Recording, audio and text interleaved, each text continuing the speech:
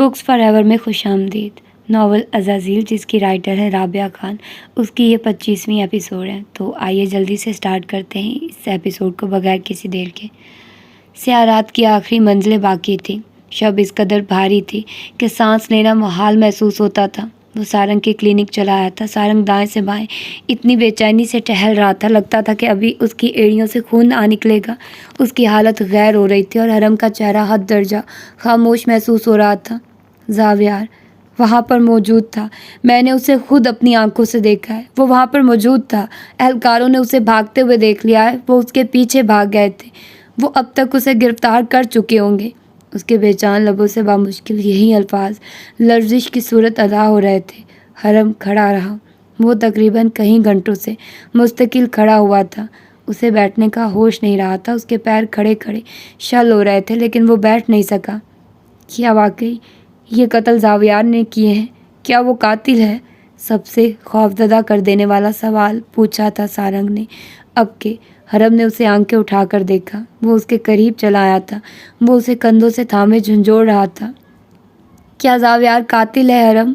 کیا وہ یہ قتل کر سکتا ہے؟ مجھے بتاؤ، جواب دو، نہیں تو میں پاگل ہو جاؤں گا۔ کچھ تو بولو، اس کے خلاف یا اس کے حق میں۔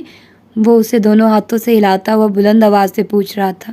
اس کے سفید چہرے اور ڈری ہوئی آنکھوں کو دیکھ کر لگتا تھا کہ وہ کسی بھی پل رو پڑے گا، اور واقعتاً رونے ہی لگ جاتا اگر جو حرم ہاتھ آگے بڑھا کر اسے خود سے نہ لگاتا تو۔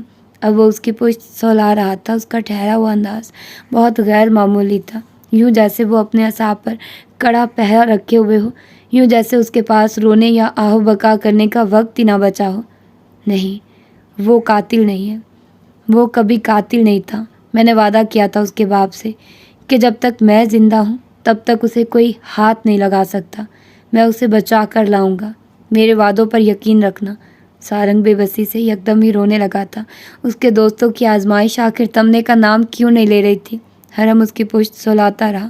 وہ اب اس سے الگ ہو گیا تھا، پھر آنکھیں جلدی سے رگڑ کر صاف کی۔ وہ اگر قاتل ہے بھی تو قتل کرنے کے بعد وہ ڈیڈ باڈی کے پاس کیا کر رہا تھا؟ کہیں اس پر یہ قتل پلانٹ تو نہیں کیے جا رہے؟ کیا کوئی اسے ٹریپ کر رہا ہے؟ احمد آخر میں بار بار کہہ رہا تھا کہ کوئی اسے اسکیپ گاٹ بنا رہا ہے۔ کیا وہ ٹھیک کہہ رہا تھا؟ ہو سکتا ہے وہ ٹھیک کہہ رہا ہو۔ ہمیں جا کر اہلکاروں سے بات کرنی چاہیے۔ وہ جیسے خود سے ہی بول کر تیزی سے اپنے قدموں کو داخلی دروازے کی جانب موڑ چکا تھا۔ حرم نے اسے کونی سے تھام کر روک لیا۔ وہ اس کے انداز پر ناسمجھی سے ٹھہر کر اسے دیکھنے لگا۔ تم اس وقت جلد بازی سے کام لے رہے ہو بدر۔ تم اس وقت جذباتی ہو رہے ہو۔ تم اندر سے ڈرے ہوئے ہو اور بہت زیادہ کنفیوز بھی ہو۔ ابھی یہیں رکو۔ منظر عام پر جا کر بغیر کسی ثبوت کے زاویار کے لیے ہم کچھ نہیں کہہ سکتے۔ اسے اگر گرفتار کیا گیا ہے تو ثبوتوں کی بنیاد پر کیا گیا ہوگا۔ خود پر قابو رکھو، اس کے لیے مزید مشکلات کھڑی مت کرو۔ اس نے اسے ٹھہر ٹھہر کر گویا ہر لفظ سمجھانا چاہا تھا۔ وہ اسے سبز آنکھوں میں گلابی سی نمی لیے دیکھتا رہا۔ اسے حرم کی باتیں سمجھ نہیں آ رہی تھی۔ کیا اسے گرفتار کیا جا چکا ہے؟ اس کی بہت سی باتوں میں سے اسے محض یہی بات سمجھ آئی تھی اور وہ اگلے ہی پل بھگ سے اڑا تھا۔ حرم نے صرف سر ہلایا تھا، پھر اس کے چہرے سے نگاہیں پھیر لی۔ ہم اسے کچھ نہیں ہونے دیں گے، حوصلہ رکھو اور اپنے تمام دروازوں کو اپنے پیچھے بند کر کے سونا۔ چلتا ہوں اب۔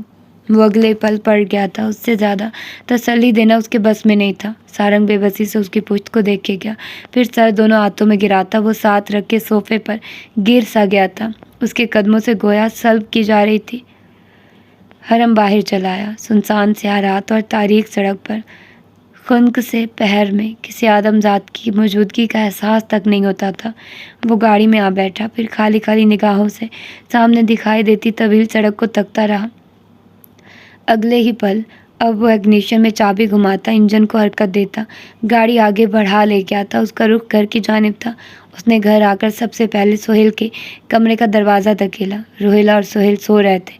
کمرے میں اندھیرے کے باعث وہ ان کے وجود نہیں دیکھ پایا تھا، لیکن ایک یہ احساس کہ وہ تمام خطرات سے پرے سکون کی نیند سو رہے ہیں اس کی جلتی آنکھوں کو تسکین دینے کے لیے کافی تھا۔ وہ دروازہ بند کرتا ذہنوں کے پار چلا آیا۔ اس طرف صوفیہ اور وجدان کا کمرہ تھا۔ اس نے دروازہ ہلکا سا دھکیلا اور پھر چہرہ ذرا اندر کر کے ان دونوں کو دیکھا۔ زندگی کے دور سے تھکے ماندے وہ دونوں سو رہے تھے۔ بھاری دل کے ساتھ دروازہ بند کیے وہ واپس ہو لیا تھا۔ ٹھنڈے اور خاموش پڑے گھر میں محض اس کی مبہم قدموں کی چاپ سنائی دیتی تھی۔ اس نے ثانیہ کے کمرے کا دروازہ دھکیلا۔ ثانیہ بستر پر دراز سو رہی تھی۔ وہ قریب چلا آیا، اسے چند پل سوتے ہوئے دیکھتا رہا، پھر نگاہ اس کے ساتھ والی جگہ پر پھسلی تو وہ چونک سا گیا۔ نازنین وہاں موجود نہیں تھی۔ اس کی نگاہیں بے ساختہ سامنے بالکنی کی جانب پھسلی تھی۔ وہ چند قدم چل کر پاس چلا آیا تھا۔ وہ گھٹنوں پر رخسار رکھ کے سو رہی تھی، شاید وہ روتی رہی تھی۔ اس نے ہاتھ بڑھا کر اس کے بالوں کو چھونا چاہا، لیکن پھر وہ ایسا نہ کر سکا۔ چاند کی زہر آلود یخ چاندنی بالکنی کے ٹھنڈے ماربل پر پھسل کر گرتی رہی۔ وہ پنجوں کے بل اس کے عین سامنے بیٹھا اس کے جھکے سر کو اپنائیت سے دیکھتا رہا۔ رات گزرتی رہی، ٹھنڈی ہوا کا تیز جھونکا نازنین کو سرسراتا ہوا گزرا تو وہ بے ساختہ ہی اٹھ گئی۔ اس کا سانس چڑھا ہوا تھا اور پیشانی پر پسینہ موجود تھا۔ اس کی آنکھ ایک بھیانک خواب سے کھلی تھی، لیکن اپنے اوپر چادر دیکھ کر وہ چونک سی گئی، پھر جلدی سے اٹھ کر کمرے سے باہر بھاگی۔ ٹھنڈے ٹائلز اس کے سارے وجود کو جما رہے تھے، اس کی ایڑیاں ٹھنڈ سے سرخ پڑنے لگی تھی۔ اسے یوں محسوس ہوا جیسے اس کے سامنے کچھ دیر پہلے حرم موجود تھا۔ اس نے دھونکنی کی مانند چلتے سانس کے ساتھ آگے بڑھ کر اس کے کمرے کا دروازہ واق کیا، لیکن وہ وہاں موجود نہیں تھا۔ فجر کی پہلی اذان اس کی سماعت میں گھلنے لگی تھی۔ کیا وہ ساری رات سے گھر نہیں آیا تھا؟ پیچھے حرم کا کار اب بستی کے جانے پہچانے راستوں پر دھول اڑاتی سفر کر رہی تھی۔ اس کا چہرہ بے تاثر تھا، سپاٹ، خالی، بے جان حد تک سفید۔ فجر دھیرے دھیرے پگھلنے لگی تھی، ہر سو جامنی سا اندھیرا تحلیل ہو رہا تھا۔ اس نے کار چرچ کے سامنے روکی اور پھر باہر نکل آیا۔ چرچ کا دروازہ اس کے قریب پہنچنے پر خود بخود کھل گیا تھا۔ وہ اندر داخل ہوا تو احساس ہوا کہ داخلی روش کانچ کے فرش کی ہے۔ اسے قدم آہستہ رکھنے تھے۔ وہ اس نازک زمین پر تیزی کے ساتھ نہیں چل سکتا تھا۔ اس چرچ کی بھول بھلیاں بہت گہری تھی، وہ ان میں کھونا نہیں چاہتا تھا۔ وہ اپنی جگہ ہی ٹھہر گیا تھا۔ سامنے پھیلے اندھیرے سے سلیمان نمودار ہوا تھا۔ اسے دیکھ کر ذرا بھی حیران نہیں ہوا۔ حرم اسے چند پل بالکل خاموشی سے دیکھتا رہا تھا۔ میرا دوست کہاں ہے؟ حوالات میں۔ اس کا اس سب میں کوئی قصور نہیں، اسے نقصان مت پہنچاؤ۔ اس کی آواز میں کچھ تھا، کچھ بہت عجیب سا۔ سلیمان نے چہرہ ذرا اونچا کیا۔ وہ دونوں اندھیروں میں گھرے روشنی سے دور مجسمے تھے۔ اس کا قصور تو ہے۔ اس کا ایسا کوئی قصور نہیں کہ تم اسے اس جرم کی سزا دو جو اس نے کیا ہی نہ ہو۔ اسے آزاد کر دو سلیمان، وہ بے قصور ہے۔ ٹھنڈی سی سرخی ٹھہری پتلیوں کے آس پاس ابھرنے لگی تھی۔ سلیمان ہلکا سا مسکرایا تھا۔ اس کی مسکراہٹ دیکھ کر جسم میں پھریری سی دوڑنے لگتی تھی۔ فجر کی بلند صدائیں جیسے کسی پس منظر کا حصہ بنتی جا رہی تھی۔ اس نے اپنے لیے اپنی موت خود چنی ہے، تم نے اسے اس میں ٹریپ کیا ہے، اسے جانے دو۔ کہیں اس کی آواز میں التجا سی در آئی تھی، بالکل خاموش سی التجا۔ قریبی رشتوں کو کھونے کے بعد ایک اور انسان کے یک وجود کو اپنے ہاتھوں سے دفنانے کی ہمت نہیں تھی اس میں۔ سلیمان کچھ قریب چلا آیا تھا، اس کے منمل ہوتے زخموں کی جانب غور دیکھا۔ میرے بچے ہو تم، تمہاری حفاظت فرض ہے مجھ پر، اس کے لیے کسی کی بھی جان جائے، مجھے فرق نہیں پڑتا۔ اسے جانے دو۔ اس کی التجا بہت دھیمی تھی۔ سلیمان کو اس کی آنکھوں میں پہلی سرخی سمٹتی ہوئی محسوس ہو رہی تھی۔ یہ آنکھیں پہلی دفعہ اسے مختلف محسوس ہوئی تھی۔ تمہاری التجا سے چیر پھاڑ دینے کی بو آتی ہے۔ وہ بے قصور ہے، اس کی ماں بیمار ہے، وہ اپنی ماں کا سہارا ہے، اسے جانے دو۔ التجا سمٹ رہی تھی، سرخی زائل ہو رہی تھی، بھوری آنکھوں میں سیاہی سی تحلیل ہو رہی تھی۔ چرچ کی بلند و بانگ وحشت زدہ دیواریں اس کی آنکھوں میں اترتی سیاہی کو محسوس کر کے خوف زدہ ہوئی تھی۔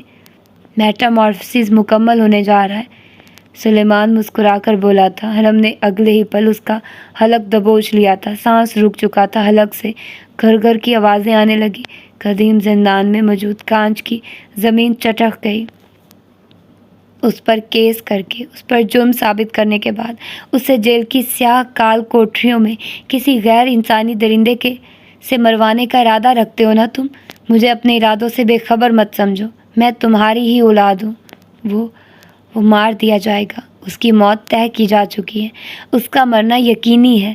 گھر گھر کرتے حلق کے ساتھ وہ بامشکل بول پایا تھا۔ حرم نے نفی میں سر ہلایا۔ اس کی بھوری آنکھوں میں سیاہی مکمل ہو چکی تھی۔ سلیمان کا حلق اس نے پوری قوت سے دبایا تو اس کے منہ سے تھوک نکل کر اس کے ہاتھ پر آ گرا۔ اگلے ہی پل اس نے اسے پوری طاقت سے پیچھے دھکیلا تو اس کی پشت دیوار سے جا ٹکرائی۔ دیوار میں موجود ہر پتھر سلیمان کی پشت کے اندر تک پیوست ہو گیا تھا۔ فجر کی اذانیں تھم گئی تھی، صدا سمٹ چکی تھی۔ بہت سی نمازی مسجد کی جانب بڑھ رہے تھے۔ اس نے ایک آخری زہر خندہ نگاہ اس کے مکروہ وجود پر ڈالی تھی۔ میں تمہارے اعمال سے واقف ہوں، سلیمان خان سا تھا۔ حرم اس کی بات سن کر ٹھہر سا گیا تھا، پھر ہلکی سی گردن اس کی جانب پھیری۔ میرا دوست زندہ رہے گا، تمہاری ذلت، رمیز کا تکبر، ہمارے ساتھ ظلم کرنے والا ہر انسان دیکھے گا کہ زاویار زندہ رہے گا اور اسے میں زندہ رکھوں گا۔ وہ پلٹ گیا تھا۔ کانچ کے فرش پر بہت سی دراڑیں ابھر آئی تھی۔ سلیمان چرچ کی داخلی روش کو بے یقین نگاہوں سے تک رہا تھا۔ تم ایسا نہیں کرو گے، وہ اس کے پیچھے بلند آواز سے چلایا تھا۔ شاید وہ اس کی بات میں پنہاں مفاہیم کو سمجھ گیا تھا۔ حرم کے بڑھتے قدم رک سے گئے۔ اس نے سلیمان کی آواز میں پہلی دفعہ بے چینی سی محسوس کی تھی۔ تم ایسا کچھ نہیں کرو گے، ٹھہر ٹھہر کر لفظ جدا کر کے کہا تھا اس نے۔ اگلے پل وہ کھڑا ہوا لیکن پھر گر پڑا۔ چوٹ گہری تھی، اس کی پشت سے خون آنے لگا تھا۔ حرم نے اس کی جانب چہرہ نہیں گھمایا۔ اس کی آنکھوں میں جمع اٹل سا تاثر کسی کو بھی گم کر دینے کے لیے کافی تھا۔ اگلے ہی پل وہ آگے بڑھا اور تیزی سے راستہ عبور کر گیا۔ سلیمان بے بسی سے داخلی روش کو دیکھ رہا تھا۔ ٹائر چرچرانے کی آواز فضا میں ابھری اور اگلے ہی پل حرم گاڑی بھگا لے گیا۔ یہ موت کی بازی تھی۔ اسے اب احساس ہوا تھا کہ یہ زندگی نہیں، موت کی جنگ تھی۔ سبزہ زار پر ہر جانب سفید اور سیاہ قمیض شلوار میں بہت سے افراد کھڑے تھے۔ سفید چاندنیاں سبزہ زار کے مختلف خطوں پر بچھی ہوئی تھی اور ابیحہ کی موت کو آج دوسرا دن تھا۔ خاندان بھر میں اس کی موت کی خبر پھیل چکی تھی، لیکن غیر معمولی طور پر کوئی بھی رمیز کے پاس تعزیت کے لیے نہیں آیا تھا۔ لاؤنج سنسان تھا۔ شائستہ سفید وجود لیے صوفے پر تنہا بیٹھی تھی۔ دوپہر سر پر چڑھی تو لوگ اٹھ کر جانے لگے۔ جنازے میں محض کاروباری افراد نے شرکت کی تھی۔ وہاں کسی قسم کے انسانی تعلقات کی بقا کا کیا ممکن نہیں تھا۔ یہ دنیا کاروبار تھی، اسے کاروباری نگاہ سے ہی دیکھنا تھا۔ رمیز سیاہ کرتا شلوار زیب تن کیے، سپاٹ چہرے اور سرخ آنکھوں کے ساتھ اسٹڈی میں براجمان تھا۔ اس نے کسی سے بھی ملنا گوارا نہیں کیا تھا۔ سچ بات تو یہ تھی کہ کسی نے اس سے ملنے کی خواہش کا اظہار ہی نہیں کیا تھا۔ وہ رخسار پر 2 انگلیاں رکھ کے مردہ نگاہوں سے سامنے چلتی خبریں دیکھ رہا تھا۔ زاویار کی گرفتاری کی خبریں زور و شور سے سب جگہوں پر آویزہ تھی۔ اس نے کچھ سوچ کر موبائل اٹھایا، پھر اسے نگاہوں کے سامنے کیا۔ دور جاتی گھنٹی گہری ہوتی جا رہی تھی۔ اگلے ہی پل فون اٹھایا گیا تو وہ اپنی جگہ پر سیدھا ہو بیٹھا۔ 0 زاویار پر الزام لگانے کا انتظام کیا تم نے پہلے سے سوچ رکھا تھا۔ اس صبح پہلی دفعہ اس کے مکروہ چہرے پر مسکراہٹ ابھری تھی۔ ابیہ کا افسوس جیسے کہیں انکا ہوتا جا رہا تھا۔ اپنے اجڑے گھر کی قطعی پرواہ نہیں تھی اسے۔ مجھے تمہارے کام نے بہت متاثر کیا ہے۔ زاویار کسی ٹرائل تک نہیں پہنچے گا۔ میں لوگوں کو اپنی گردن تک پہنچنے سے پہلے ہی نگل دیتا ہوں۔ تم نے اپنا کام کر لیا ہے، اب مجھے اپنا کام کرنے دو، اس نے کہہ کر فون سامنے چمکتے ٹیبل پر ڈال دیا تھا۔ پھر شاہی کو آواز دی تو وہ مؤدب سا اندر چلا آیا۔ زاویار حوالات میں قید ہے، رات کی سیاہی میں اس کی گردن اتروا دینا۔ مجھے اپنے خلاف خبروں میں مزید کوئی بکواس نہیں سننی۔ شاہی اس کے حکم پر آنکھیں پھیلائے اسے دیکھنے لگا تھا۔ وہ تو ویسے بھی آپ کے راستے سے ہٹ چکا ہے سر، پھر آپ کیوں اسے مروانا چاہتے ہیں؟ وہ چند لمحے چہرہ اوپر اٹھائے اسے دیکھتا رہا تھا۔ میں اور تم اچھے سے جانتے ہیں کہ وہ قتل اس نے نہیں کیے ہیں۔ کیس چلنے پر بات ہم تک پہنچ سکتی ہے۔ وہ منہ بند کر کے بیٹھنے والوں میں سے نہیں ہے اور اس کی پشت پر حرم کھڑا ہے۔ وہ اپنے دوست کو بچانے کے لیے کسی بھی حد تک جائے گا۔ میں اپنے کام میں اتنا بڑا جھول برداشت نہیں کر سکتا۔ ملزم تو ویسے بھی قانون کی محبوب اولاد ہوتی ہے۔ جرم ثابت کرنا مذاق نہیں ہوتا۔ اب تم جاؤ، جو میں نے کہا ہے وہ کرو۔ کل سے ایک نئے دن اور ایک نئی زندگی کا آغاز ہوگا جس میں کوئی انویسٹر میری راہ کا کانٹا نہیں ہوگا، اور جس زندگی میں احمد یا اس کی اولاد کا نام تک موجود نہیں ہوگا۔ وہ کہہ کر کڑوے تاثرات کے ساتھ پیچھے ہو بیٹھا تھا۔ شاہد چند پل تو جمع رہا اور پھر بامشکل سانس لیتا واپس مڑ گیا۔ ایک پل کو آگے بڑھتے ہوئے اس نے پیچھے پڑ کر رمیز کا چہرہ دیکھا تھا۔ وہ اب مسکرا رہا تھا۔ شاہد کو اس کی ذہنی حالت پر شک سا ہونے لگا تھا۔ وہ گھبرا کر باہر نکل آیا تھا۔ اوریبی ہاؤس میں ابیہ کی موت کی خبر پر سناٹا سا چھا گیا تھا۔ وجدان نے تو کسی قسم کا رد عمل ہی نہیں دیا۔ اس کی آنکھیں بنجر تھیں اور رگ و پے میں عجیب سی خاموشی تحلیل تھی۔ نازنین اور ثانیہ آنکھیں پھیلائے ٹی وی پر چلتی خبروں کو دیکھ رہی تھی۔ زاویار کی گرفتاری کی خبر پر آگے بڑھتا وجدان اپنی ہی جگہ ٹھہر سا گیا تھا۔ اس نے ایک لمحے کے لیے پلٹ کر ٹی وی کی جانب دیکھا تھا۔ بنجر آنکھیں لمحے بھر کو ناسمجھی سے سکڑی۔ یہ تو حرم بھائی کے دوست نہیں ہیں۔ یہ خبروں میں کیا چل رہا ہے؟ ثانیہ نے حیرت سے کہا تھا۔ ہر جانب بے چینی سی پھیل گئی تھی۔ روہیلا اور صوفیہ اپنے کمروں میں تھی اور شانزے اپنے میکے گئی ہوئی تھی۔ محض وہ تینوں ہی لاؤنج میں موجود تھی۔ نازنین نے بے یقینی سے حرم کو فون ملایا تھا۔ گھنٹیاں جا کر پلٹ آئی۔ حرم فون نہیں اٹھا رہا تھا۔ وجدان نے اگلے پل گہرا سانس لیا، پھر آگے بڑھایا۔ اس نے اپنے پیچھے کمرے کا دروازہ بند کر لیا تھا۔ آگے بڑھ کر تیزی سے نظر کا چشمہ جھپٹا اور لیپ ٹاپ کھول کر نگاہوں کے سامنے کیا۔ اس کے چہرے سے وحشت ٹپک رہی تھی۔ آنکھوں میں گلابی سی نمی کے ساتھ آگ سی ابھر آئی تھی۔ اب وہ انگلیاں تیزی سے چلاتا کچھ کر رہا تھا۔ بھائی نازنین اب دائیں سے بائیں جانب ٹہلتی ہوئی حرم سے رابطہ جوڑنے کی کوشش کر رہی تھی، لیکن جواب نہ دارد۔ اس کی پریشانی لمحہ بہ لمحہ بڑھتی ہی جا رہی تھی۔ شام سر پر آن کھڑی ہوئی۔ حرم نہیں آیا۔ روہیلا اور صوفیہ تو ابیہ کے بارے میں سن کر بے حد خوفزدہ ہو گئی تھی۔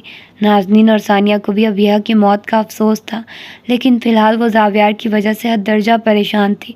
وجدان نے آخری دفعہ کی بورڈ کا بٹن دبایا تھا، پھر وہ پیچھے ہو بیٹھا۔ آنکھوں میں تحلیل گلابی سی نمی خشک ہو چکی تھی اور اب وہاں محض جھلسا دینے والی آگ تھی، نفرت اور بدلے کی آگ۔ یہ جنگ آپ نے شروع کی تھی دادا، میں اس کا انت کرنے جا رہا ہوں۔ یہ جنگ وجدان کے بغیر نامکمل ہے۔ اگلے ہی پل کمرے کے باہر سے شور سا اٹھا تھا۔ ثانیہ کی بے ساختہ ابھری چیخ پر روہیلا اور صوفیہ بھی کمرے سے باہر چلی آئی تھی۔ نازنین برف بنی سامنے ٹی وی اسکرین پر نشر ہوتی تازہ ہیڈ لائنز کو تک رہی تھی۔ انصاری ٹیکسٹائل کے مالک رمیز انصاری نے اپنے ملازم کو اپنے ہی ہاتھوں قتل کیا تھا۔ ہر نجی نیوز چینل پر یہ خبر آگ کی طرح پھیل گئی تھی۔ نازنین الٹے قدموں وجدان کے کمرے کی جانب بھاگی تھی۔ دروازہ دھکیلنا چاہا، لیکن وہ مقفل تھا۔ اس نے زور سے دروازہ بجایا۔ اس کے ہاتھ پیر کپ کپاہٹ کا شکار تھے۔ ٹی وی پر اس رات کی کلیئر فوٹیج نشر کی جا رہی تھی۔ رمیز کی اسٹڈی۔ اس اسٹڈی میں موجود احمد اور رمیز کی باہم گفتگو تک اردو سب ٹائٹلز کے ساتھ چلائی جا رہی تھی۔ اس نے تیزی سے دروازہ دھڑ دھڑایا تھا، لیکن وجدان نے دروازہ نہیں کھولا۔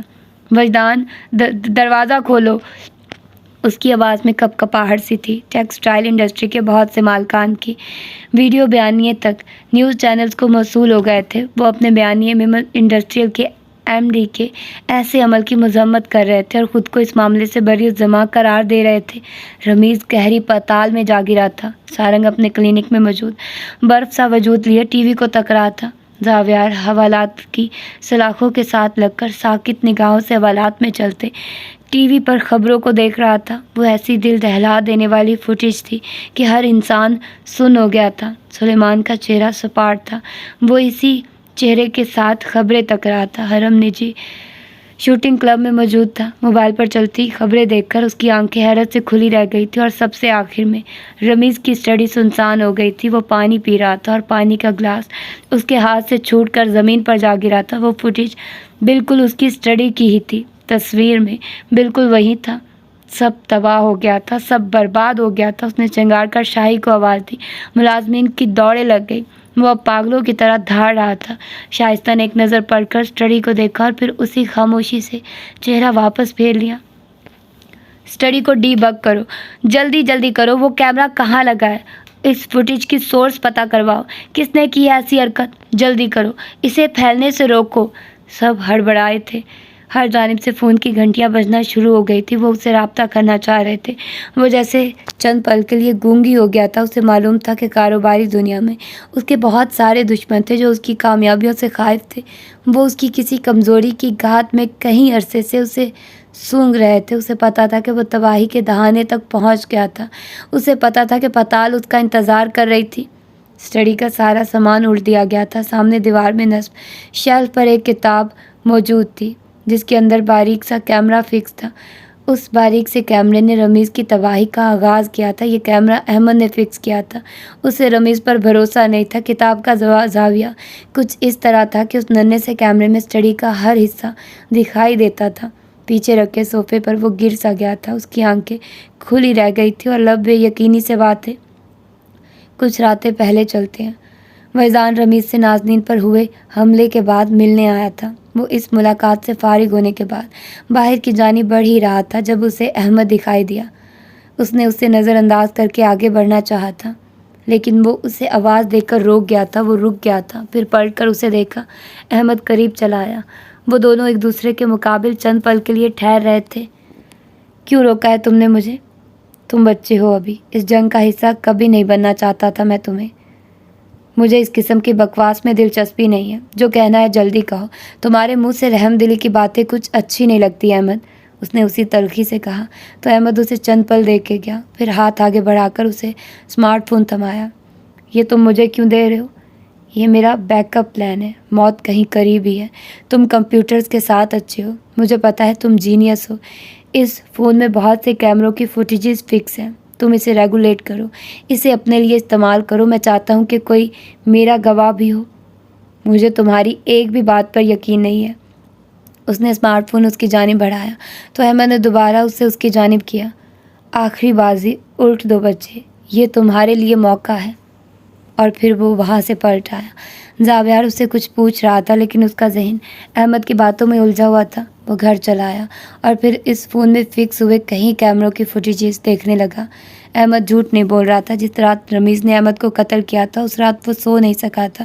اس نے وہ فوٹیج دیکھی تھی اور اس کے ہر مسام سے پسینہ بہہ نکلا تھا۔ وہ اس پوری رات کہہ کرتا رہا تھا، اس کا دل متلی کر رہا تھا۔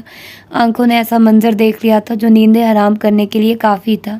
اس نے اس فوٹیج کا ذکر کسی سے بھی نہیں کیا۔ وہ اسے استعمال نہیں کرنا چاہتا تھا لیکن اپنی شکست اور بگڑتے حالات پر وہ خاموش نہیں بیٹھ سکتا تھا۔ رمیز جیت رہا تھا، وہ اسے ایک بار پھر سے جیتنے نہیں دیکھ سکتا تھا۔ اس نے اس فوٹیج کو خفیہ طور پر ٹیکسٹائل کے کئی کاروباری ایجنٹس کے ہاتھوں میں دے دیا تھا اور اب کاروباری دنیا میں بھونچال سا آ گیا تھا۔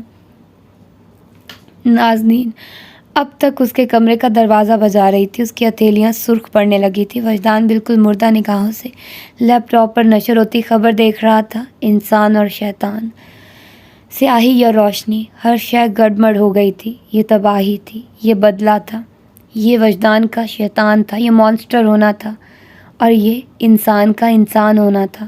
اور کیا میں تمہیں بتاؤں کہ انسان سے زیادہ خوفناک کوئی مانسٹر نہیں ہوا کرتا۔ قصر کے باہر رپورٹرز کا ہجوم سا تھا۔ کہیں کیمرے ہاتھوں میں لیے بہت سے افراد رمیز کے باہر نکلنے کا انتظار کر رہے تھے۔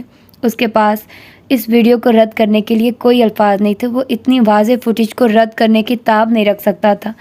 اسٹڈی الٹی جا چکی تھی، ہر شے تباہ کن حالت کا کو تک پہنچ چکی تھی۔ وہ بکھرے بالوں اور مرگجے سے لباس میں اثر و رسوخ رکھنے والے ہر بندے سے مدد کی بھیک مانگ رہا تھا۔ اسے بچا لیا جائے، اسے گھر کونے سے بچا لیا جائے، بس یہی کہہ رہا تھا وہ ہر ایک سے۔ لیکن مقابل موجود لوگ بہت شرافت سے معذرت کر کے اس کا فون طریقے کے ساتھ بند کر چکے تھے۔ اس نے ٹیبل پر دھری ہر شے ہاتھ مار کر گرا دی تھی۔ اس کے اعصاب کام کرنے سے انکاری ہو گئے تھے۔ قدیم پینٹنگ اب تک چمک رہی تھی۔ اس نے دونوں مٹھیوں میں اپنے بال جکڑ کر بھینچ ڈالے۔ بے بسی اور طیش اس پر ایک ساتھ حملہ آور ہوئے تھے۔ اگلے ہی پل شاہی مخبوط الحواس سا اندر دوڑتا ہوا آیا۔ اس کے پاس اس ویڈیو کے لیک کیے جانے کی معلومات موجود تھی۔ رمیز نے ٹھہر کر اسے دیکھا تھا۔ وجدان، وہ زیر لب بڑبڑایا۔ شاہی نے سر اس بات میں ہلایا تو وہ اتنی زور سے چنگاڑا کہ قصر کی دیواریں لرز اٹھی۔ اس نے اگلے ہی پل گہرے گہرے سانس لے کر خود کو نارمل کیا تھا۔ ہمارے پاس اور کوئی راستہ نہیں، میں فرار ہو رہا ہوں، تم اس مقام پر مسلح افراد کو بھیجو، مجھے وجدان اور نازنین اپنے پاس چاہیے، ابھی اور اسی وقت، یرغمال بناؤ ان کو، مجھے تباہ کرنے والوں کی قیامت کا آغاز ہو گیا ہے، جاؤ۔ وہ اس پر دھاڑا تھا۔ شاہی الٹے قدموں پلٹا، وہ آگے بڑھ کر پینٹنگ نما دروازے کو دھکیل کر تہہ خانے میں داخل ہو چکا تھا۔ اس قصر کی بھول بھلائیوں تلے اسے کوئی نہیں ڈھونڈ سکتا تھا۔ ہاں، وہ یہاں محفوظ تھا، اسے لگتا تھا کہ وہ بچ جائے گا، وہ خدا تھا، وہ اتنی آسانی سے غرق نہیں کیا جا سکتا تھا، وہ ان سب کو غرق کر دے گا۔ اس کے رگ و پے میں آگ سی پھیلنے لگی تھی۔ سہیل اور عدیل رپورٹرز کے سوالات اور مستقل فون کال سے ڈیل کرتے کرتے تھک چکے تھے۔ مغرب کی گہری ہوتی نیلی روشنی میں یخلک تھی۔ ان کے گھر کے باہر بہت سی گاڑیاں رکنے کی آوازیں آئی تھیں۔ لاؤنج میں ہر فرد موجود تھا۔ سب نے چونک کر باہر ابھرتے شور کی جانب دیکھا۔ سہیل داخلی دروازے تک چلے آئے تھے۔ گارڈز کو گولیاں ماری گئی تھیں اور ہر جانب خون سا خون پھیل گیا تھا۔ اگلے ہی پل نقاب پوش کئی افراد گھر کے اندر زبردستی داخل ہوئے تھے۔ ان سب کے وجود سن ہو گئے تھے، بندوقیں ان پر تانے۔ بہت سے افراد اب ان کے گرد حلقہ بنا رہے تھے۔ ثانیہ، سہیل، روہیلہ، عدیل اور صوفیہ کو اگلے ہی پل گردنوں سے گھسیٹ کر لاؤنج کے درمیان کھڑا کیا گیا تھا۔ کیا چاہتے ہو؟ کس نے بھیجا ہے؟ بک بک بند کرو، چپ کر کے کھڑے رہو، نہیں تو اگلی گولی سر کے آر پار ہوگی تمہارے۔ ان میں سے ایک پنکارا تھا۔ صوفیہ اور روہیلہ تو باقاعدہ رونے لگی تھی۔ ثانیہ کو خوف کے مارے ٹھیک سے سانس نہیں آ رہا تھا۔ وجدان اور نازنین دونوں کہاں ہیں؟ وہ، تم ان کے بارے میں کیوں پوچھ رہے ہو؟ بندوق نیچے کرو، عدیل نے گھسیلے لہجے میں کہا، اور پھر اگلے ہی پل وہ بری طرح زمین پر آ گرا۔ حملہ آور نے اس کی ٹانگ میں گولی ماری تھی۔ بے ساختہ ہی کہیں چیخیں بلند ہوئی۔ وہ آگے بڑھا، ایک ایک کے ماتھے پر بندوق رکھتی۔ سب کا سانس تک سوکھ چکا تھا۔ سہیل زرد چہرہ لیے ان کے خوفناک نقاب پوش چہروں کو تک رہے تھے۔ خواتین رونے لگی تھی۔ لاؤنج کے فرش پر عدیل کا خون پھیل رہا تھا اور وہ درد سے بلک رہا تھا۔ آواز نہیں، یہ دونوں کہاں ہیں؟ اگر اپنی زندگی چاہتے ہو تو ان دونوں کو ہمارے حوالے کر دو، تم سب بچا لیے جاؤ گے۔ کسی نے جواب نہیں دیا تو حملہ آور نے بندوق کا رخ چھت کی جانب کر کے ایک فائر کیا۔ زوردار آواز کے ساتھ ہی فانوس گولی لگنے پر زمین پر آ گرا تھا۔ کانچ ٹوٹ کر دور دور تک بکھرے تھے اور سب کی آنکھیں ایسی جہاریت پر پھٹی رہ گئی تھی۔ اسی پل زینوں پر وہ نمودار ہوئی تھی، سفید لباس میں ملبوس، سفید چہرہ لیے۔ گھر والوں نے پلٹ کر بے یقین نگاہوں سے دیکھا تھا اسے۔ وہ اب بے خوفی سے ریلنگ پر ہاتھ رکھتی اتر کر نیچے چلی آئی تھی۔ سہیل نے بے آواز نہیں کہا تھا۔ نازنین نے ان سب کی جانب گیلی آنکھوں سے دیکھا، پھر نقاب پوش حملہ آوروں کی جانب متوجہ ہوئی۔ میں ہوں نازنین۔ نہیں، صوفیہ چیخ کر آگے بڑھی تھی۔ اگلے پل ایک بندوق ان کے ماتھے پر رکھی گئی تو وہ ٹھہر گئی۔ اس کی ٹھنڈی نال اندر تک ٹھنڈک اتار دیا کرتی تھی۔ وہ اب بہت بے بسی سے رو رہی تھی۔ اسی پہر وجدان پچھلے دروازے سے باہر کی جانب بھاگا تھا۔ وہ ننگے پیر تھا۔ اس نے حملہ آوروں کو اپنے گھر میں داخل ہوتا دیکھ لیا تھا اور اب وہ حرم کے بتائے گئے پچھلے دروازے سے بہت خاموشی کے ساتھ نکل کر فرار ہو رہا تھا۔ اس کا رخ حوالات میں قید زاویار کی جانب تھا۔ اس کے پاس فی الحال جانے کے لیے اور کوئی جگہ نہیں تھی۔ وہ وہاں جا کر مدد مانگنا چاہتا تھا۔ پیچھے وہ بالکل خاموشی کے ساتھ زینوں سے آگے بڑھائی تھی، پھر گردن اٹھائی۔ جب بولی تو آواز زخمی تھی۔ میں چلنے کے لیے تیار ہوں، لیکن پہلے ان گھر والوں کو آزاد کر دو، انہیں کوئی نقصان نہیں پہنچنا چاہیے۔ اس نے کہا تو سہیل نے نفی میں سر ہلایا۔ وہ اسے روکنا چاہتے تھے۔ روہیلہ روتی ہوئی عدیل کے پاس بیٹھی اپنے دوپٹے سے اس کے زخمی ٹانگ پر مرہم رکھے ہوئے تھی۔ صوفیہ بے بسی سے زمین پر بیٹھتی چلی گئی تھی۔ ثانیہ زاروں قطار رو رہی تھی۔ وہ اب مزید یہ سب برداشت نہیں کر سکتی تھی۔ بہت تباہی ہو چکی تھی اس کی وجہ سے، بس اب بہت ہو گیا۔ اس نے آنکھیں بند کر کے کھولی۔ وہ اب سارے گھر میں وجدان کو تلاش کر رہے تھے، لیکن وہ وہاں موجود ہی نہیں تھا۔ ہر جگہ چھان ماری گئی، وجدان نہیں ملا۔ وہ اب اسے گھسیٹتے ہوئے اپنے ساتھ لے جا رہے تھے۔ داخلی دروازے تک پہنچ کر اس کے چہرے پر سیاہ کپڑا بھی ڈال دیا گیا تھا۔ اس کے ہاتھ پیچھے رسی سے باندھ دیے گئے تھے اور وہ کسی مویشی کی مانند آگے گھسیٹتی جا رہی تھی۔ پیچھے وہ سب چیخ کر اسے روک رہے تھے، آوازیں دے رہے تھے۔ صوفیہ بے ہوش ہو گئی تھی۔ ثانیہ کے قدموں سے جان ختم ہو رہی تھی اور سہیل ڈھہ سے گئے تھے۔ ان کی آنکھوں میں چمکتی نمی بہت بے بس تھی۔ اسے گاڑی میں بٹھایا گیا اور اگلے ہی پل کہیں گاڑیاں ایک ساتھ آگے پیچھے روانہ ہو گئی۔ گھر سنسان ہو گیا تھا۔ اب محض وہاں رونے کی بلند آوازیں تھیں، اب محض وہاں بد دعاؤں کی صدائیں تھیں۔ وجدان نے ننگے پیر حوالات کا دروازہ پار کیا۔ سامنے جیل میں وہ قید تھا۔ اسے دیکھ کر یکلک تھی، سلاخوں تک چلا آیا۔ اس کی حالت دیکھی تو بوکھلا گیا۔ کیا ہوا ہے؟ تم رو کیوں رہے ہو؟ ہمارے گھر پر حملہ آوروں نے حملہ کر دیا، سب ختم ہو رہا ہے، سب میری غلطی کی وجہ سے ہوا ہے، مجھے وہ ویڈیو یوں نہیں منظر عام پر لانی چاہیے تھی۔ دادا پاگل ہو گئے ہیں، وہ پھپھو کو جان سے مار دیں گے۔ اگلے پل اہلکار نے اسے گریبان سے گھسیٹ کر پیچھے کیا تو زاویار نے خونخوار نگاہوں سے اہلکار کو دیکھا۔ وہ اگلے پل وجدان کو چھوڑ کر پیچھے ہٹ گیا تھا۔ حرم کہاں ہے؟ اس نے سلاخوں پر رکھے اس کے ہاتھوں پر اپنے ہاتھ رکھ کر پوچھا تھا۔ وجدان نے سر نفی میں ہلایا۔ حرم بھائی کہیں نہیں ہے، وہ گھر نہیں آئے، وہ پتہ نہیں کہاں چلے گئے ہیں۔ زاویار ابھی اس سے کچھ کہنے ہی لگا تھا کہ ٹھہر کر اس کے پیچھے دیکھا۔ تھانے میں وہ داخل ہو رہا تھا۔ وجدان نے اس کی نگاہیں محسوس کر کے پیچھے دیکھا تھا۔ حرم کو اپنے سامنے کھڑا دیکھ کر وہ بے ساختہ ہی اس سے لپٹ گیا تھا۔ حرم بھائی، پھپھو، وہ لوگ پھپھو کو لے گئے ہیں۔ اس کی ہچکیوں پر وہ رک کر اسے دیکھنے لگا تھا، لیکن بات سمجھ آتے اس نے وجدان کو خود سے دور ہٹا کر دیکھا تھا۔ کون لے گیا ہے؟ دادا، انہوں نے آپ کے گھر پر حملہ کروا دیا ہے، سب گھر میں یرغمال بنا لیے گئے ہیں، وہ پھپھو کو اور مجھے لینے آئے تھے۔ اس نے آنکھیں بند کر لی تھی، پھر وہ وجدان کو وہیں چھوڑے زاویار تک چلا آیا۔ وہ اسے ہی دیکھ رہا تھا، اس کی آنکھوں میں خوف تھا۔ حرم نے سلاخوں سے ہاتھ اندر ڈال کر اسے پیچھے گردن سے تھاما تھا۔ یہ اس کا بہت پرانا انداز تھا۔ زاویار اس کی آنکھوں میں کچھ جانچ رہا تھا۔ بس آج رات کی تکلیف ہے، کل تک تم چھوٹ جاؤ گے، میں تمہیں چھڑوا لوں گا، ہمت نہیں ہارنا، تمہیں زندہ رہنا ہے۔ اس کی آنکھوں میں دیکھتا وہ گردن کو سلاتا، نرمی سے کہہ رہا تھا۔ سلاخوں پر زاویار کی گرفت سخت ہو گئی تھی۔ اس کا دل بہت زور سے دھڑکا تھا، کہیں کچھ غلط تھا۔ تم کیا کرنے والے ہو؟ اس نے پوچھا تو آواز میں خوف تھا۔ حرم کا ہاتھ اب اس کے کان پر تھا، پھر وہ ہلکا سا مسکرایا۔ زاویار کو اس کی بے وقت کی مسکراہٹ سمجھ نہیں آئی۔ اسے حرم کی آنکھوں میں پھیلا کوئی تاثر سمجھ نہیں آ رہا تھا۔ میں تم سب کو بچا رہا ہوں، میں اس جنگ کو ختم کر رہا ہوں، میں قاتل نہیں ہوں، مجھے پتہ ہے تم قاتل نہیں ہو، مجھے پتہ ہے کہ تم نے وہ قتل نہیں کیے۔ وہ اگلے ہی پل پیچھے ہٹ گیا تھا۔ زاویار کے ہاتھ خالی رہ گئے۔ اس نے اسے روکنا چاہا لیکن وہ روک نہیں سکا۔ وہ وجدان کو لیے نکلتے وقت بس ایک بار ٹھہرا تھا۔ اس کا رخ ASP کی جانب تھا، جس نے اسے دیکھتے ہی ماتھے تک ہاتھ لے جا کر سلام کیا تھا۔ اس نے سر کو خم دیا اور آگے بڑھ گیا۔ زاویار اس کے اور ASP کی نگاہوں کے تبادلے کو ناسمجھی سے دیکھ رہا تھا۔ کہیں کچھ بہت غلط ہونے جا رہا تھا۔ سلاخیں یک پڑ رہی تھی اور اس کے بے جان ہاتھ ان پر سخت ہوتے جا رہے تھے۔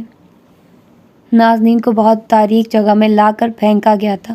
اس نے اس جگہ کو محسوس کرنا چاہا، لیکن بندھے ہاتھوں اور چہرے پر ڈلے سیاہ کپڑے کے باعث وہ یہ نہیں کر پائی۔ ہر جانب سے خون کی بو اٹھ رہی تھی، جیسے لوہے کا نمکین ذائقہ زبان میں گھل رہا ہو۔ اس نے قدموں کی چاپ سنی تو چوکنا سی ہو گئی۔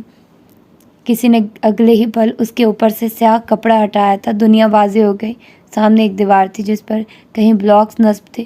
وہ کوئی سرنگ نما جگہ تھی، جیسے کوئی غار ہو اور اس کے نیچے یہ سب بنایا گیا ہو۔ وہ آس پاس چہرہ گھما کر دیکھ رہی تھی کہ یکلخت کہیں سے بھاری ہاتھ کا چانٹا اس کے منہ پر آ لگا۔ وہ توازن کھو کر ایک جانب گر گئی تھی۔ رمیز اس پر جھکا اور پھر اسے بالوں سے کھینچ کر اٹھایا۔ وہ تکلیف پر بھی لب بند کیے سب سہتی رہی۔ اس کی مٹھیاں شدت برداشت کرنے پر بند ہو گئی تھی۔ آنکھوں سے آنسو گر رہے تھے، لیکن محض سسکنے کی کوئی آواز نہیں تھی۔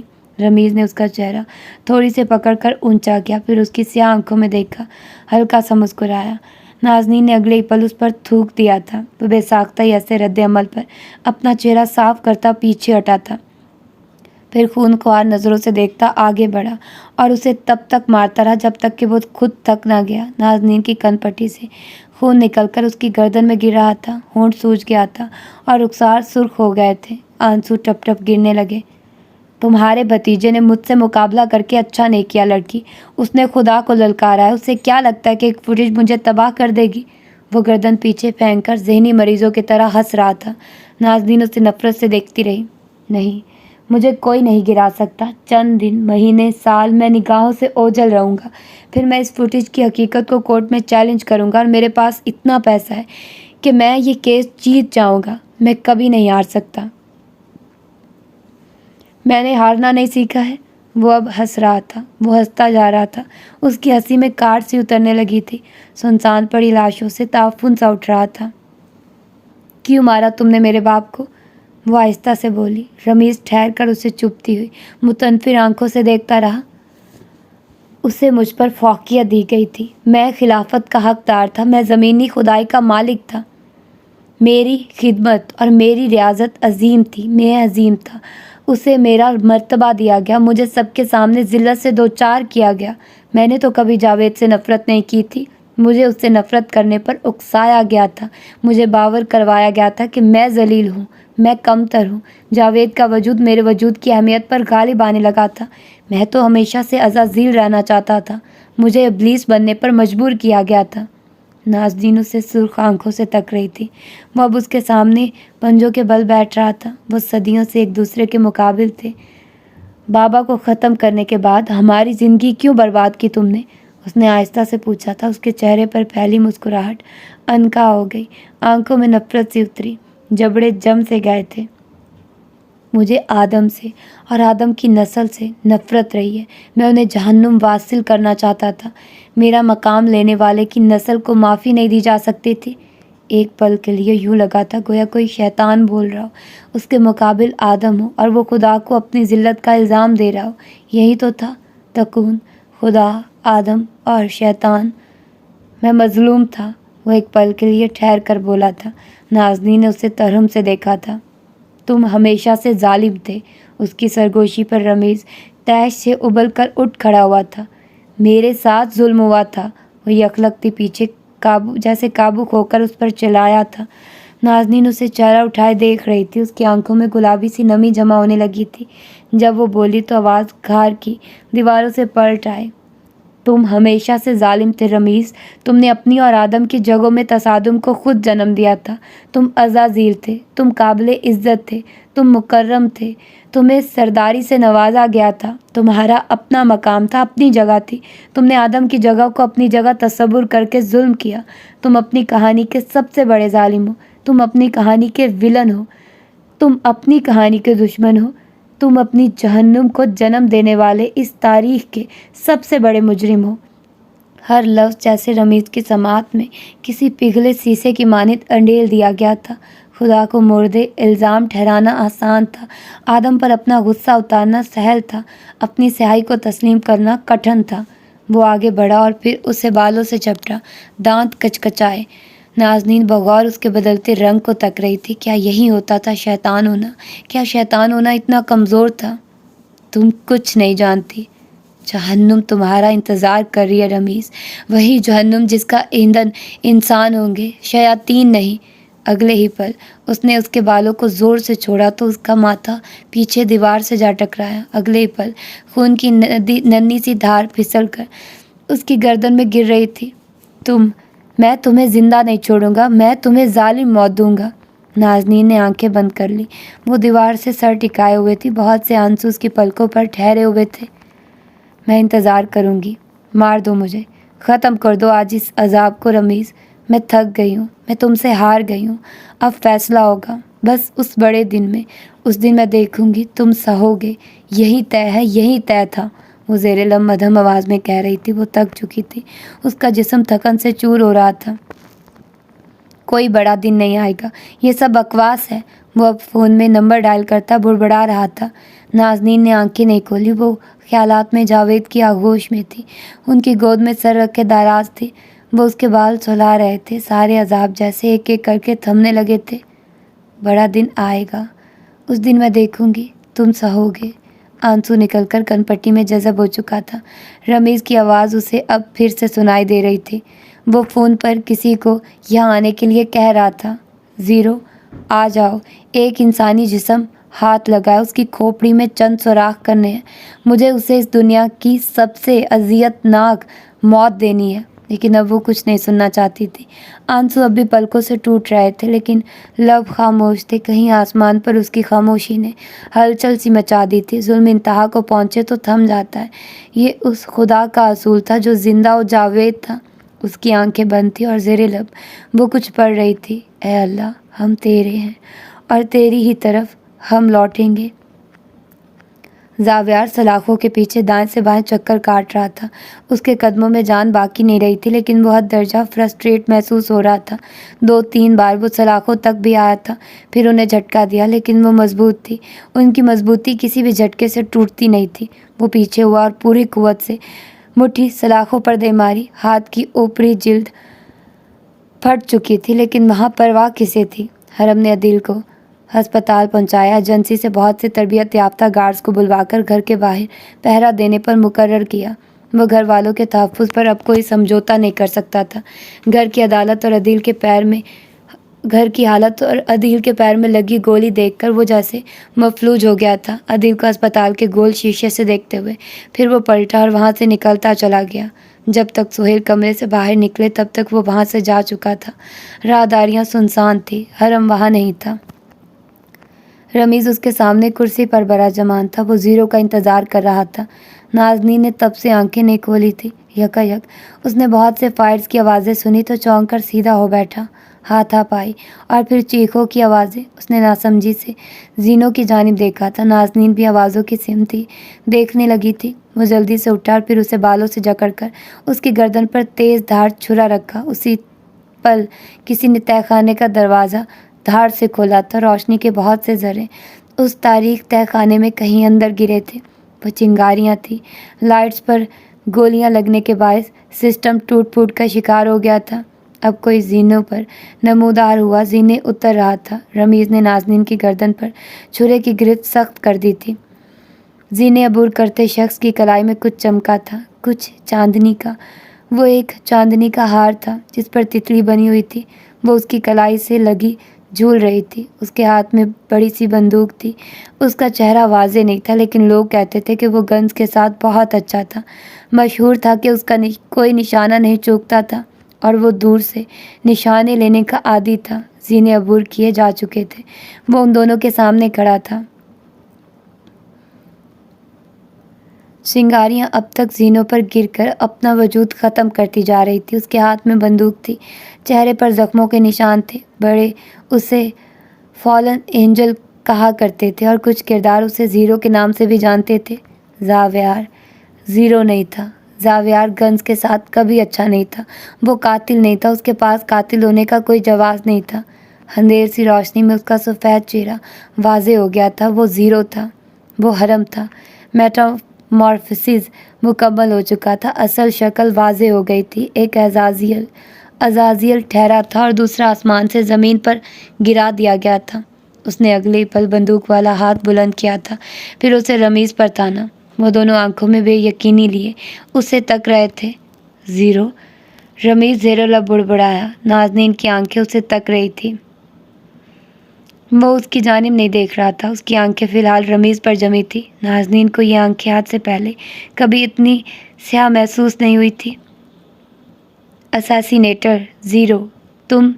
زیرو کیسے؟ ہمارا کام آسان نہیں ہوتا، ہمیں مارنے اور بچانے کا حکم ہوتا ہے، اس نے کہا اور پھر اس کی نگاہ بے ساختہ ہی نازنین پر پھسلی تھی۔ پسینے کی کہیں بوندیں اس کی کن پٹی پر ابھری ہوئی تھی۔ کہانی کا آخری راز بھی آشکار ہو گیا تھا۔ وہ ڈبل ایجنٹ تھا۔ ایسے بیک وقت دو کام دیے گئے تھے، ایک نازنین کو مارنے کا، دوسرا اسے بچانے کا۔ وہ اب تک رمیز پر بندوق تانے ہوئے تھا۔ چنگاریاں گر کر اپنا وجود ختم کرتی جا رہی تھی۔ وہ 20 سال کی عمر میں اس بستی سے شہر چلا آیا تھا۔ ماضی کو کھونے کے بعد اس کے اندر بچی ہر شے جیسے نکلی جا چکی تھی۔ وہ کھوکھلا ہو گیا تھا۔ پھر اس نے شیشے کے سامنے کھڑے ہو کر خود کو مسکرانے پر مجبور کیا۔ وہ مسکرانے لگا۔ اس نے مسکرانا سیکھ لیا، اندر بنجر ہی رہا، باہر مسکراہٹ سج گئی۔ وہ لندن چلا آیا۔ بدلے کی آگ کہیں اندر آج اب تک زندہ تھی۔ اس نے رمیز کے بارے میں ہر معلومات اکٹھی کر رکھی تھی۔ وہ اس کے کاروباری اثاثہ جات تک سے واقف تھا۔ انڈر ورلڈ مافیا میں قتل کرنے کے لیے کئی لوگ مشہور تھے۔ ان کے اصل نام انہیں معلوم نہیں ہوا کرتے تھے، بس ان کے مخصوص کوڈ سے انہیں جانا جاتا تھا۔ ان مخصوص کوڈ سے معروف کئی اساسینیٹرز مار دیے جاتے تھے اور سالوں ان کی موت کی خبر تک پتہ نہیں چلتی تھی۔ اسی طرح کا ایک جرم کی دنیا میں سانس لیتا کردار زیرو تھا، جو اپنی گنز کی سکلز کے لیے خاصا مشہور تھا۔ وہ کردار کئی سالوں پہلے مارا جا چکا تھا، لیکن اس کی موت کی خبر متنازع بن چکی تھی۔ اس کے لیے اس سے بہتر موقع کوئی نہیں تھا۔ وہ اس متنازع موت سے فائدہ اٹھا کر اپنا کور ترتیب دے رہا تھا۔ اس کی پڑھائی جاری تھی۔ وہ لندن کی مشہور درسگاہ سے بزنس مینجمنٹ پڑھ رہا تھا، لیکن وہ کہیں اندر ان سیاہ انڈر ورلڈ میں کام کرتی دنیا کے اندر دھنستا جا رہا تھا۔ اس نے تعلقات استوار کر لیے تھے۔ وہ لوگوں کے لیے چھوٹے موٹے غیر قانونی کام کرنے لگا تھا۔ اسے قانون توڑنا اور کور کو بلو ہونے سے بچانا لندن سے زیادہ کسی نے نہیں سکھایا تھا۔ پڑھائی مکمل ہو چکی تھی اور اب وہ پاکستان آ گیا تھا۔ پاکستان آتے ہی اس نے چند لوگوں کے ذریعے زیرو کے پلٹ آنے کی خبر کو انڈر ورلڈ میں مشہور کروا دیا تھا۔ اس کے پاس زیرو بننے کے لیے تمام صلاحیتیں موجود تھیں۔ وہ زیرو بننے کی صلاحیت سے بہرہ مند تھا۔ رمیز کو ختم کرنا اور اس تنظیم کے ہر کارندے کو اپنے ہاتھوں سے ذبح کر دینا، یہی اس نے طے کیا تھا اور یہی وہ کرنا چاہتا تھا۔ لیکن پھر اسی دوران باقر ہمدانی نے اس سے رابطہ کرنے کی کوشش کی۔ وہ زیرو تھا اور اسے ملنا آسان نہیں تھا۔ باقر اپنا پیغام اسے کسی وائس میسج کے ذریعے بھیج دیا کرتا تھا جو وہ بعد میں موصول کر لیا کرتا تھا، لیکن یہ بات اس پر بعد میں آشکار ہوئی تھی کہ وہ باقر نہیں، رمیز کے لیے کام کر رہا تھا۔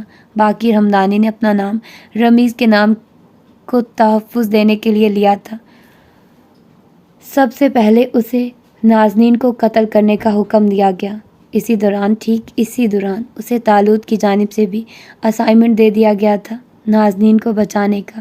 وہ ڈبل ایجنٹ تھا۔ ایک جانب وہ رمیز کے لیے کام کرنے والا زیرو مشہور تھا تو دوسری جانب وہ نازنین کا مسیحا بن کر نمودار ہونے والا حرم مشہور تھا۔ وہ دو کردار بیک وقت نبھا رہا تھا۔ اسے بیک وقت دو جگہوں پر نظر آنا چاہیے تھا۔ پھر اس نے پلان ترتیب دیا۔ وہ عدنان سے ملنے کلب میں چلا آیا۔ زیرو یعنی اپنے متعلق ہی تفتیش کرنے۔ یہ سب مس ڈائریکشنز تھی۔ وہ اتنے عرصے میں دو کردار نبھاتا رہا تھا تو اسے ان کرداروں کے ساتھ جڑی سرگرمیوں سے انصاف کرنا تھا۔ اس نے عدنان کو مارا پیٹا اور اوپر کرسیوں پر بیٹھے افراد کو یہ باور کروایا کہ کوئی زیرو کو کھوج رہا ہے۔ در حقیقت زیرو ہی زیرو کو کھوج رہا تھا۔ اسی دوران وہ طالوت اور سارنگ کے ساتھ مل اصل زیرو کے کیے گئے مرڈرز کو بطور تفتیش انسپیکٹ کر رہا تھا۔ اسے خود پر سے شک کی ہر نگاہ کو ہٹانا تھا۔ اس کے لیے اسے اپنا کور ہر جھول سے پاک رکھنا تھا۔ اگلے ہی لمحے اس نے نازنین کو قتل کرنے کا اسائنمنٹ لے لیا گیا۔ شاید رمیز کا ارادہ بدل گیا تھا اور اب وہ پہلے اپنی ناک میں دم کرتے انویسٹرز کی زندگیاں ختم کروانا چاہتا تھا۔ رمیز اسے اسائنمنٹ نہیں دیتا تب بھی وہ اس تنظیم کے ہر کارندے کو مار دیتا۔ وہ زمین کی جڑوں میں موجود معاشرے کی جڑوں کو زہر دیتی اس تنظیم کو مزید چلنے نہیں دے سکتا تھا، اور اس تنظیم تک پہنچنے کے لیے کسی کو تو قاتل بننا ہی تھا، وہ کیوں نہیں؟ اس دفعہ رمیز نے اسے خود فون کیا اور پھر سب سے پہلے مظہر راحت کو قتل کرنے کا حکم دیا۔ اس تنظیم کے 4 مخصوص کارندوں کو مارنے کا لائحہ عمل وہ پہلے ہی طے کر چکا تھا۔ وہ اس تنظیم اور اس کی جڑوں کو تباہ کرنا چاہتا تھا۔ اپنی خفیہ الماری میں کھڑا وہ ان کی تصاویر پر سرخ دائرے لگا رہا تھا، 1، دوسرا، تیسرا، چوتھا۔ پہلا قتل مظہر کا کیا گیا تھا۔ اس کی موت بہت بھیانک طے کی تھی اس نے۔ وہ اس تنظیم کو چلانے کے لیے فنڈز دیتا تھا۔ اس کی ماں جی کے جسمانی اعضاء کو فروخت کرنے والی تنظیم کو زندہ رکھنے والا انسان تھا مظہر، ایک درندہ جس نے اپنی بیوی کو ایک خوفناک موت دی تھی۔ اس نے بھی اسے اسی طرح مارا تھا۔ خوفناک موت دے کر جتنے زخم اس کی بیوی کے جسم پر تھے، ٹھیک وہی زخم اس نے مظہر کو دیے تھے۔ پھر اس نے اس کے جسم کو کرسی پر باندھ کر آگ لگا دی تھی۔ یہ ایک طرح کی مس ڈائریکشن تھی۔ تفتیشی افسران کو لگتا تھا کہ یہ قتل بدلے کے لیے کیا گیا ہے۔ کسی نے مظہر کو اسی لیے قتل کیا کیونکہ اس نے اپنی بیوی کو اسی لیے قتل کیا تھا۔ اگلے دن وہ سارنگ کے کلینک پہنچا تو وہ اس قتل پر بہت پریشان تھا۔ اسے لگ رہا تھا کہ یہ قتل حرم کو نازنین کے لیے ڈھال ثابت کرنے کے جواب میں کیا گیا ہے۔ اس نے وہی تاثر دیا جو اسے دینا چاہیے تھا۔ اس نے سارنگ کے ساتھ کیس کو ہر سمت میں ڈرائیو کرنے کی کوشش کی تھی۔ پھر ہر قاتل کی طرح وہ بھی قتل گاہ کا مشاہدہ کرنے چلے آیا تھا۔ کمرے کی حالت جوں کی توں تھی، لیکن اسے وہ USB مل گئی تھی۔ وہ USB گھوسٹ نے وہاں رکھوائی تھی کیونکہ سلیمان اس کے لیے کیے گئے قتل سے واقف تھا۔ وہ جانتا تھا کہ حرم ضرور قتل گاہ پر ہر قاتل کی طرح دوبارہ نمودار ہوگا۔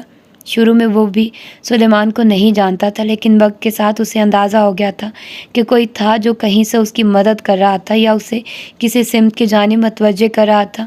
پلان ٹھیک جا رہا تھا، لیکن پھر زاویار منظر عام پر چلا آیا اور وہ سمجھ نہیں سکا کہ اسے کیا کرنا چاہیے۔ وہ اس کے یہاں موجود ہونے سے سخت ناخوش تھا۔ اس نے اس کی موجودگی کو نظر انداز کیا، لیکن پھر کچھ واقعات بعد وہ اسے نظر انداز نہیں کر پایا۔ وہ اسے مظہر کے بنگلے کے باہر فوٹیج میں دکھائی دیا تھا۔ یہ پہلی دراڑ تھی اس کے کور میں جس نے اسے بے حد پریشان کر دیا تھا۔ وہ جانتا تھا کہ وہ گناہ گار ہے، وہ ان گناہوں میں کسی اور کو نہیں گھسیٹنا چاہتا تھا، لیکن گھوسٹ اس کا دادا تھا، وہ اسے بچانے کے لیے ہر حد تک جانے کو تیار تھا۔ تالوت اس کے دوسرے کور سے واقف نہیں تھا۔ گھوسٹ نے تالوت کو اس اسائنمنٹ کا ذکر زاویار کے سامنے کرنے کے لیے کہا تھا، اور پھر وہی ہوا جو نہیں ہونا چاہیے تھا۔ زاویار منظر عام پر چلا آیا اور سلیمان کا کام آسان ہو گیا۔ اس نے خفیہ طریقوں سے زاویار کو ہر قتل گاہ تک بلایا اور پھر اس کا ایک ثبوت محفوظ کر دیا گیا۔ اس کے گھر میں بھی انجیکشن اور مختلف کلوز سلیمان نے ہی پلانٹ کروائے تھے۔ زاویار شروع سے ہی معصوم تھا، بس اسے اندازہ نہیں تھا کہ وہ پھنسایا جا رہا ہے، لیکن حرم کو اس بات کا اندازہ اچھے سے ہو چکا تھا۔ آخر میں زاویار پر ہر جرم ثابت کرنے کے لیے اور حرم کو ہر قتل سے بری کرنے کے لیے سلیمان نے زاویار کی موجودگی ہر قتل گاہ پر یقینی بنائی تھی۔ اسے دوسرے قتل کا حکم دیا گیا اور اس نے رستم آفندی کو قتل کر دیا۔ وہ آسان موت تھی۔ ایک مواد کے ذریعے اس کی دھڑکن رک کر بتدریج تھم گئی تھی، پھر وہ اسے اس کی فارم ہاؤس کی کچی زمین پر دفنا آیا۔ قتل کھل گیا لیکن قاتل نہیں کھل سکا۔ انسپیکشن جاری تھی اور وہ اپنی فطرت سے مجبور ہو کر ایک بار پھر سے رستم کی قتل گاہ تک چلا آیا تھا۔ سارنگ کو لگتا تھا کہ وہ کیس کو سلجھانے کے لیے قتل گاہوں کا مشاہدہ کرتا تھا، لیکن سارنگ غلط تھا۔ وہ قتل گاہوں تک اسی لیے جاتا تھا تاکہ دیکھ سکے کہ کہیں کوئی جھول تو باقی نہیں۔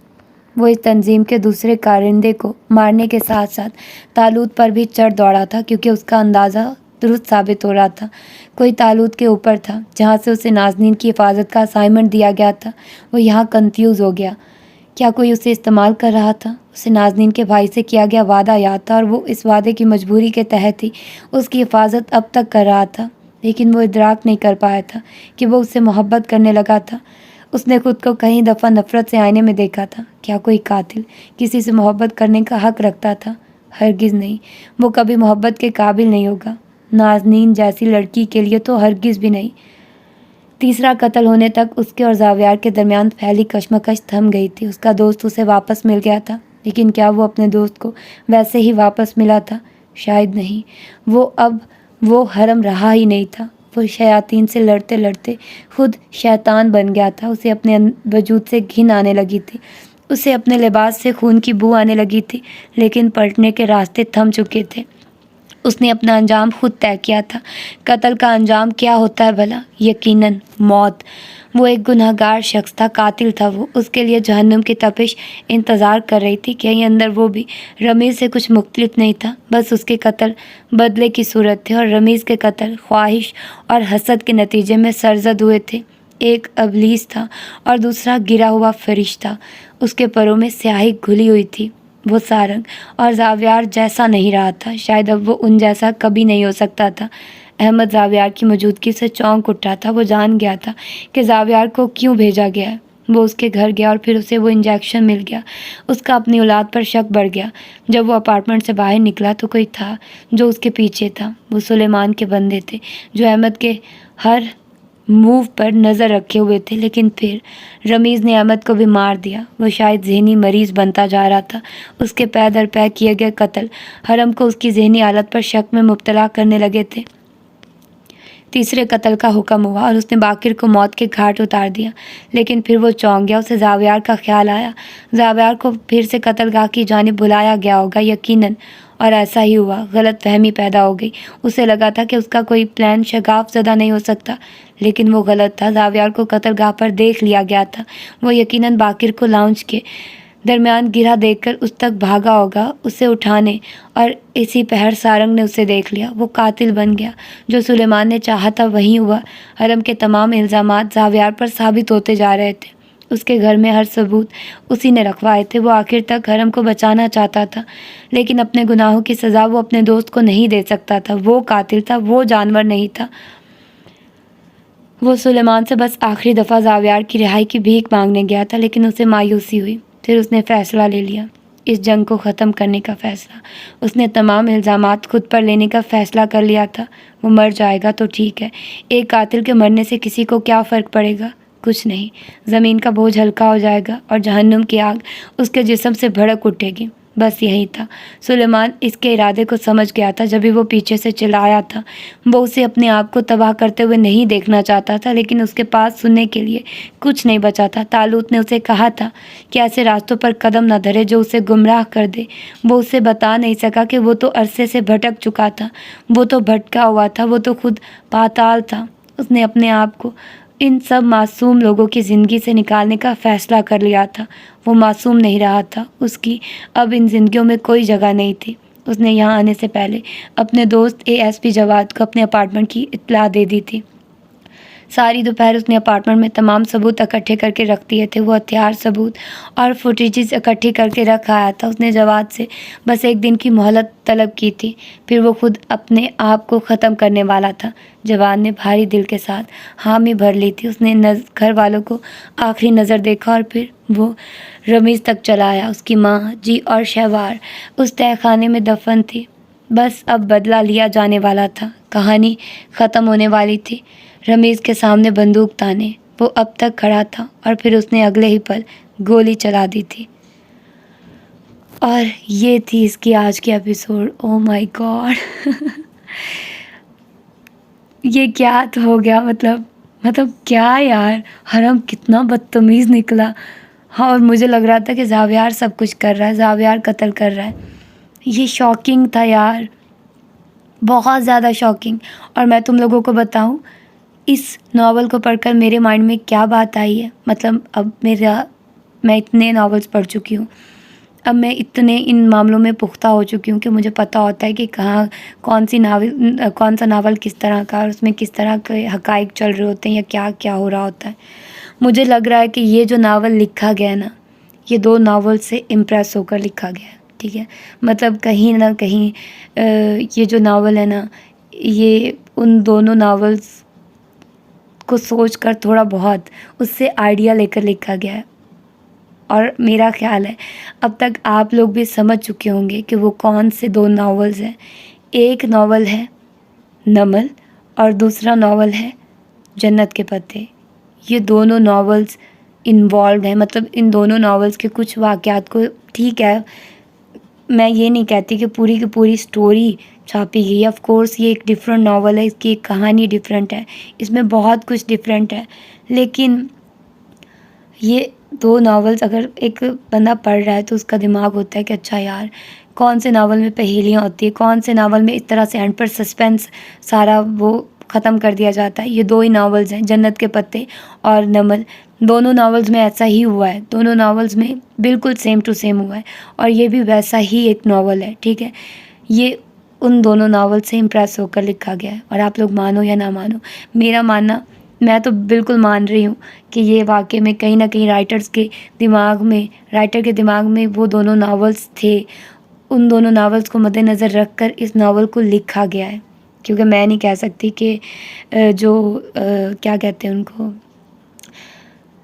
نمرا احمد نے کسی ناول کا کی، آف کورس یہ بعد میں ناول آیا عزازیل، اور نمرا کے ہر جو ہوتا ہے، پتہ نہیں نمرا کو کہاں سے آئیڈیا ملتا ہوگا، نمرا بھی کہیں نہ کہیں سے تو آئیڈیا لیتی ہی ہوگی، کہیں نہ کہیں سے دماغ میں آئیڈیا آتا ہے پہلے سے ایک چیز کا، ٹھیک ہے، ایک چیز کو دیکھا جاتا ہے، کہیں نہ کہیں سے اس کا کچھ نہ کچھ آئیڈیا لیا جاتا ہے۔ لیکن نمرا کا جو سٹائل ہے نا، وہ تھوڑا الگ ہے، وہ بہت بہت الگ وے سے لکھتی ہیں، ٹھیک ہے، اور ان کا جو کہہ لیں کہ جتنے بھی ناولز ہیں وہ ایک دوسرے سے بہت مختلف ہیں۔ مطلب ہاں، کہیں نہ کہیں پتہ چلتا ہے کہ یہ ایک ہی رائٹر ہیں، ان کے رائٹنگ سٹائل سے پتہ چلتا ہے کہ ہاں اس جو کہانی کو لکھا ہے وہ ایک ہی رائٹر نے لکھا ہے۔ اگر ساری کہانیوں کو پڑھا جائے تو سمجھ آتی ہے، لیکن ان کا تھوڑا الگ سٹائل ہے۔